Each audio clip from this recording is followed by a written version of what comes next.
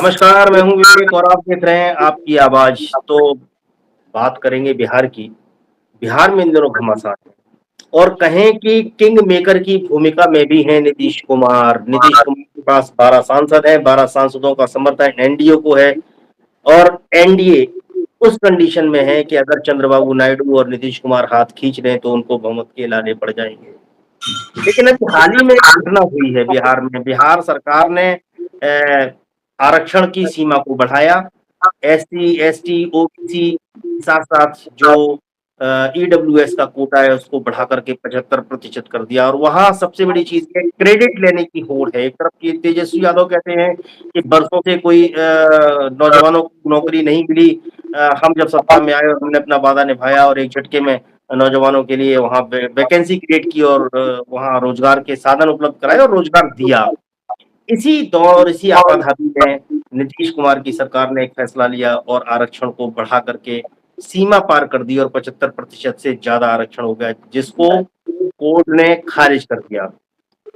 बिहार समेत पूरे देश की राजनीति को बहुत अच्छे से समझने वाले वरिष्ठ पत्रकार शशि जी हम लोगों के साथ में हैं। शशि शेखर जी से समझते हैं कि पूरा मामला आखिर है क्या? जी, शशि जी। जी विवेक भाई, ये असल में जब नीतीश कुमार और तेजस्वी यादव एक साथ थे सत्ता में, उसी वक्त आरक्षण की सीमा को बढ़ा करके 65% किया गया था, प्लस 10% जो सवर्ण आरक्षण था उसको भी जोड़ दे तो इसकी सीमा 75% हो जाती थी। लेकिन लोकसभा चुनाव का वक्त था और उससे पहले कास्ट सेंसस कास्ट सर्वे कराया गया था, उसके डेटा भी रिलीज किए गए थे और ये बात कही जा रही थी कि जिसकी जितनी संख्या भारी उसकी उतनी हिस्सेदारी। जी। तो ये बात हो रही थी और उसी तर्क के आधार पे, सिद्धांत के आधार पे नीतीश कुमार जी ने आरक्षण की सीमा को बढ़ाया था। लेकिन आरक्षण सिर्फ एक राजनीतिक विषय नहीं है, ये एक संवैधानिक मामला भी है और एक वैधानिक मामला भी है, लीगल इशू भी है। और ये उसी वक्त तकरीबन तय था कि इसको कोर्ट ऑफ मतलब अदालत में इसको चुनौती दी जाएगी। या नीतीश कुमार को भी पता था, तेजस्वी यादव को भी पता था और उन सभी लोगों को पता था जो राजनीति की बारीकियों को और आरक्षण की वैधता की लीगलिटी को समझते हैं, सिवाय उन लोगों के जो आम मतदाता है, जो इतने लीगलिटी में नहीं जाते हैं और इतने लीगल पॉइंट्स को वो डिकोड नहीं कर पाते हैं या नहीं करना चाहते हैं। तो यह विशुद्ध रूप से उस वक्त एक पॉलिटिकल मूव था कि अपकमिंग इलेक्शन में इसका फायदा हमको मिले, जो हुआ भी।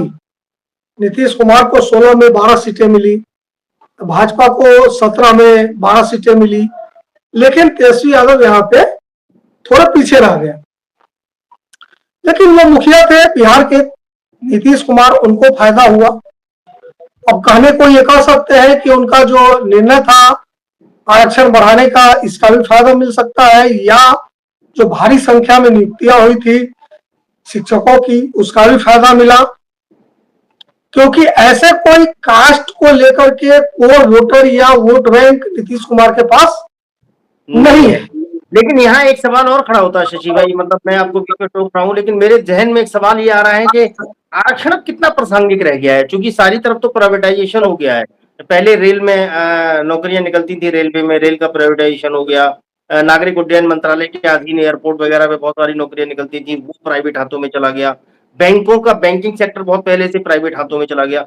अब ये सरकारी नौकरियां रह कितनी गई हैं और इनमें आरक्षण कितना भावी है अभी, या इसकी प्रासंगिकता कितनी है? दूसरी चीज एक ये है कि क्या ये तबका जो आरक्षण लेने वाला तबका है, आरक्षण का लाभ लेने वाला तबका है, वो इन चीजों को समझता है, इन बारीकियों को समझता है? देखिए, आप जो सवाल उठा रहे हैं ये बड़ा सवाल है, आरक्षण से भी बड़ा सवाल है और ये अब धीरे धीरे उठना शुरू हो गया है। बल्कि मैं इसको कहता हूँ कि 2018 में उसी वक्त उठ गया था जब स्वर्गीय रामविलास पासवान ने प्राइवेट सेक्टर में आरक्षण की बात उठाई थी। तो ये एक बड़ा मसला है और इस पर हम आगे आएंगे। लेकिन जैसा कि आपने कहा कि जो आरक्षण लेने वाला तबका है, क्या वो इन बारीकियों को समझता है? तो पहली नजर में एट फर्स्ट साइट हम कह सकते हैं कि वो नहीं समझ रहा है। वो अभी भी मान रहा है कि इससे हमको फायदा है। फायदा तो है ही आरक्षण का, इससे कोई इनकार नहीं किया जा सकता है, क्योंकि जो भी बचा है उसमें अगर आरक्षण है तो फायदा है। लेकिन आप जो सवाल उठा रहे हैं या जो राष्ट्रीय स्तर पर सवाल उठने शुरू हुए हैं, ये दूरगामी प्रभाव वाले सवाल है कि जब सब कुछ प्राइवेट हो जाएगा तब क्या होगा। तो ये थोड़े दूरगामी सवाल है, इस पर आम जन थोड़ा लेट आवाज उठाएंगे, लेकिन इस पर आवाज उठेगी, ये तय है। और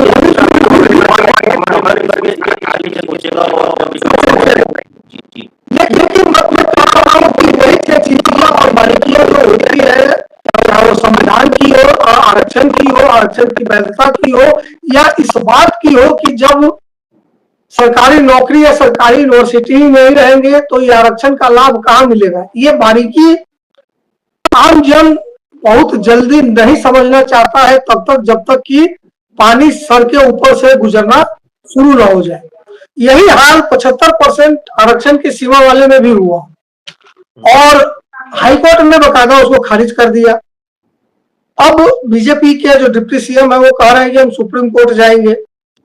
जाइए, शौक से जाइए। जबकि ये बिल्कुल आप बिल्कुल बात ही बेबुनियादी है कि जब वो सीमा तय है तो आप बरगला रहे हैं, एक वर्ग को आप बरगला रहे हैं, मूर्ख बना रहे हैं बेसिकली। क्योंकि अब इसका एकमात्र जो संवैधानिक उपाय है वो है संविधान की अनुसूची 9, 9th schedule of the constitution ही एक सॉल्यूशन है कि आप सीधे सीधे 75% आरक्षण की सीमा को का जो प्रस्ताव नहीं अमेंडमेंट भी नहीं करना है, जो पारित किया है आपने विधानसभा से, उसको केंद्र से कह के आप उसको सीधे शेड्यूल लाइन में डलवा दीजिए। शेड्यूल लाइन एक ऐसा शेड्यूल है संविधान का जिसमें जितने भी सब्जेक्ट है उसको कोर्ट में चैलेंज नहीं किया जा सकता है, जैसे कि तमिलनाडु सरकार ने किया।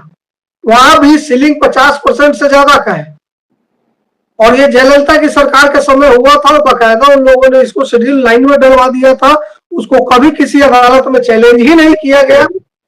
तो आज की तारीख में जब माफ कीजिए नीतीश कुमार और नरेंद्र मोदी की मिलीजुली सरकार है केंद्र में भी और राज्य में भी, तो नीतीश कुमार के लिए बहुत आसान है कि इसको शेड्यूल लाइन में डाल दिया जाए। अच्छा, मतलब आपके कहने का मतलब है कि किस तरह से घुमा के मूर्ख बना रहे हैं कि जो कर सकते हैं वो करना नहीं चाहते हैं और जो हो नहीं सकता वो करने की बात करते हैं।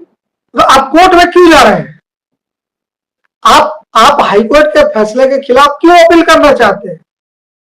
तो कुछ नहीं, बस वो चाहते हैं कि 2025 तक ये चलता रहे विधानसभा तक, ताकि हम लोगों को कहे कि हम तो आपके हित की लड़ाई लड़ रहे हैं। लेकिन एक मतलब जीतन राम मांझी जैसे केंद्रीय मंत्री का कल परसों बयान आया था, उसमें वो रिक्वेस्ट कर रहे हैं नीतीश कुमार से कि इसका विरोध न करे और इसका समर्थन करे और ये करे। अरे भैया कुछ नहीं करना है, इसको सीधे उठाना है और शेड्यूल लाइन में डाल देना है। कल से बिहार में 75% लागू हो जाएगा। कोई अदालत देश का उसको चुनौती नहीं दे पाएगा, खारिज नहीं कर पाएगा। अच्छा, दूसरा एक सवाल और शशि भाई जहन में आता ये है कि बार बार ये कहा जाता है कि जो अब ये चूंकि बैकवर्ड क्लास और शेड्यूल क्लास इसकी समीक्षा होनी चाहिए कि इनका आर्थिक स्तर बढ़ गया है, आर्थिक स्तर पे जो लोग मजबूत हो चुके हैं उनको आरक्षण से बाहर कर देना चाहिए, क्रीमी लेयर लगाना चाहिए। क्या ये आरक्षण जो दिया गया था वो केवल इसलिए दिया गया था कि जो गरीब तबका है उसका उत्थान हो, सामाजिक रूप से ये आरक्षण लागू हुआ था सामाजिक बराबरी के लिए या आर्थिक बराबरी के लिए लागू? नहीं, आर्थिक मसला था ही नहीं। आरक्षण के पीछे की जो मूल भावना थी वो आर्थिक गैर बराबरी के आधार पर कभी नहीं हुआ। आर्थिक आधार पर सिर्फ एक ही आरक्षण अब तक दिया गया है, वो है सवर्ण आरक्षण, जिसका बेस रखा गया है आर्थिक। इसी वजह से सुप्रीम कोर्ट ने इसको खारिज नहीं किया। अन्यथा ये 10% जो सवर्णों को मिला है, अगर इसका भी पैमाना सामाजिक, सांस्कृतिक और पारंपरिक आधार होता, जिस तरह से शेड्यूल कास्ट आरक्षण दिया गया था संविधान की शुरुआत में ही, संविधान लागू करते ही ओबीसी आरक्षण तो बहुत बाद में आया, 90 के दशक में, लेकिन जो शेड्यूल्ड कास्ट और शेड्यूल्ड ट्राइब का आरक्षण था वो शुरुआती दौर का आरक्षण था। तो उसमें कहीं भी ये नहीं था कि आर्थिक आधार पर ये पिछड़े हुए हैं इसलिए इनको आर्थिक आधार पर समानता की स्थिति में लाना है। वो था कि वो हजारों साल से, सदियों से एक सांस्कृतिक सामाजिक तौर पर वो पिछड़े हुए हैं और उनको उस मनोदशा से बाहर निकालना है, सामाजिक गैर बराबरी को दूर करने के लिए। और नौकरी या एडमिशन या पढ़ाई उस मनोदशा को बदलने का एक टूल होगा।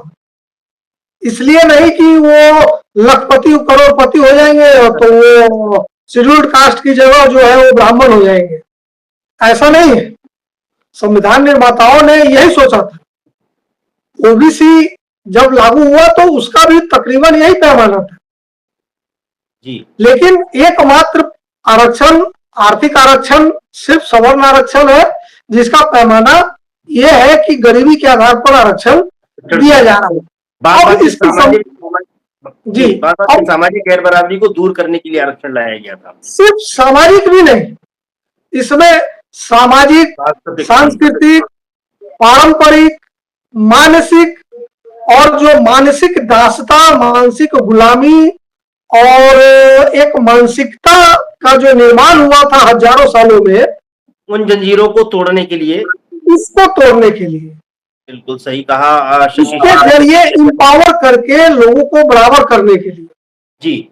तो जो एक बड़ा सवाल बार बार ये खड़ा किया जाता है कि आरक्षण की अब जरूरत क्या है, चूंकि एक तबका है जिसको आरक्षण मिल चुका है और वो संपन्न हो चुके हैं और उनको उस आरक्षण के दायरे से बाहर कर देना चाहिए। सवाल एक और खड़ा होता है यहाँ कि समाज में जो तबका आरक्षण पा रहा है, चाहे वो पिछड़े वर्ग में हो, चाहे वो शेड्यूल कास्ट में हो या शेड्यूल ट्राइब में हो, उसमें जो शिक्षित लोग हैं वही उस आरक्षण का लाभ ले सकते हैं और उनको भी अगर आप उससे बाहर कर दें कि वो शिक्षित हैं, वो संपन्न परिवार हैं, तो फिर इस आरक्षण का कोई मायने नहीं रह जाता है। शशि शेखर जी ने आपको अच्छे से समझाया कि आरक्षण आर्थिक आधार पर गैर बराबरी को दूर करने के लिए नहीं, सामाजिक, सांस्कृतिक और पारंपरिक गैर बराबरी को दूर करने के लिए लाया गया था। आरक्षण की बारीकियों पर आगे भी करते रहेंगे बात शशि भाई के साथ, चूंकि इनको बहुत जानकारी है, उन्होंने बहुत अध्ययन किया हुआ है इन सारी चीजों का और अक्सर ये लेख लिखते रहते हैं। इस तरह के इनके लेख तमाम आपको प्लेटफॉर्म पे मिल जाएंगे पढ़ने के लिए। शशि भाई के साथ हम लोग फिर करेंगे आगे किसी कार्यक्रम में चर्चा इसी मुद्दे पर, फिर मिलेंगे। तब तक के लिए हम लोगों को दीजिए आज्ञा। नमस्कार। नमस्कार।